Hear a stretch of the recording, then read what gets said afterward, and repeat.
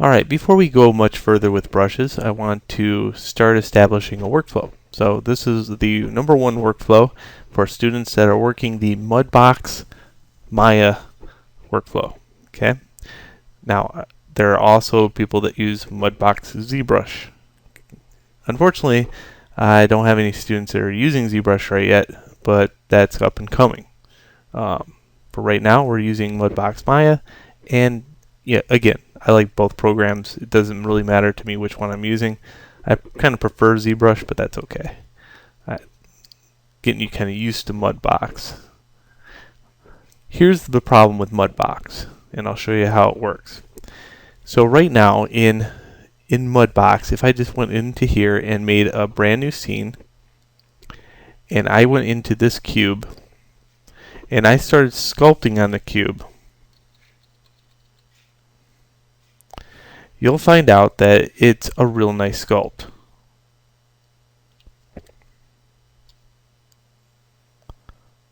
Very nice, right? Feels like liquid on paper. Okay, that's pretty cool. So what I'm going to do is go to new scene this time. Don't save. And I'm not going to put anything out. I'm just going to close this out. Now I'm going to go into Maya. And I'm going to take this basic shape right here, which is 6 on the keyboard, and I'm going to bring that into Mudbox. So I'll go File, Send to Mudbox, Update Current Scene. Okay, I'll divide this up.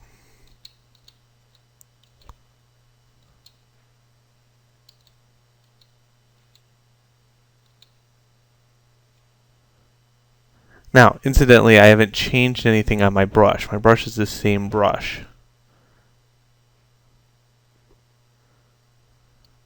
Okay, that presents a little bit of a problem, especially with a workflow. I don't want to worry about constantly going back and forth having something like this happen.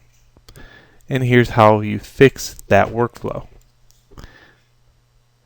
So in Mudbox, let's go new scene. Let's get a cube out here, and we're going to send this cube to Maya. I'll send it as a base mesh.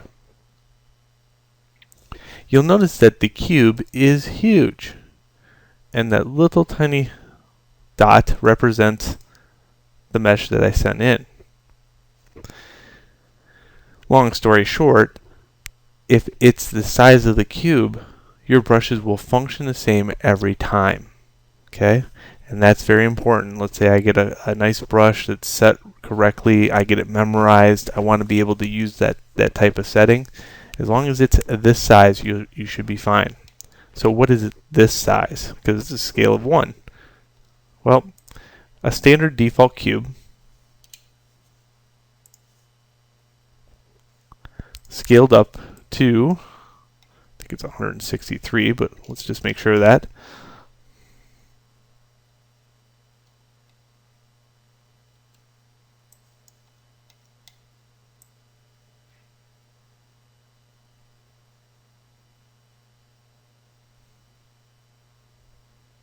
To 150. Works out quite well. Okay, so when I'm in Maya, before I get done and before I send it to Mudbox, I usually try to scale it up before I send it. So I'll give you kind of an example of that. Let's say I took this cube and I first modeled it. So I hit F on the keyboard there to zoom in on it. And I'm just going to mesh smooth it.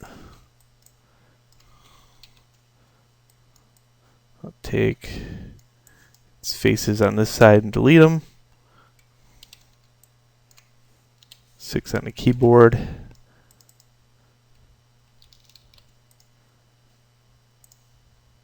Take its edge out. I like having a standard edge in the center because what happens, it gives you a division mark for characters, especially on heads. So I always kind of add this to all my sculpting spheres. So dog Victor, so D on a keyboard, Victor on a keyboard. We'll put that there, the pivot point, and then I can go edit.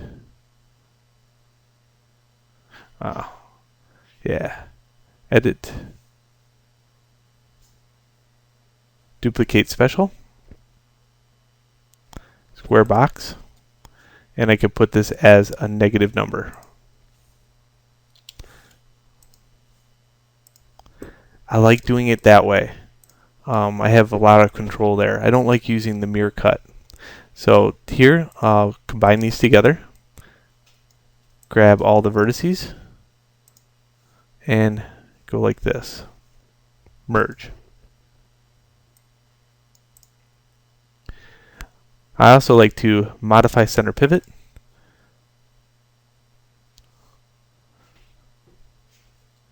X allows you to center it within the scene. I just want one more thing changed here. I'm going to extrude this down. So this is my standard sculpting sphere now for character heads. I love it. It works out quite well. I know it looks like a little skull, but it works out really good. Okay, and then just before I send it over, I'll scale it to 150. Now you can highlight all these, 150. And then I go modify freeze transformation. Send to Mudbox, update current scene.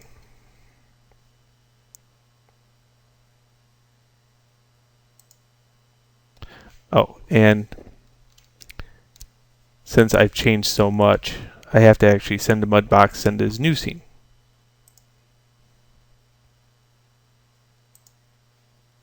There we go. There's our standard. And I'll just take this and give it some polygons.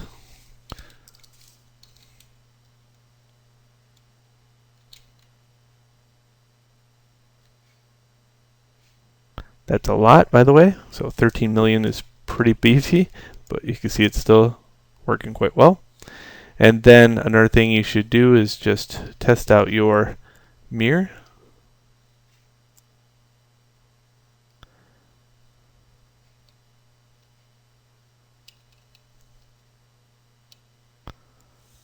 And look how nice that sculpts.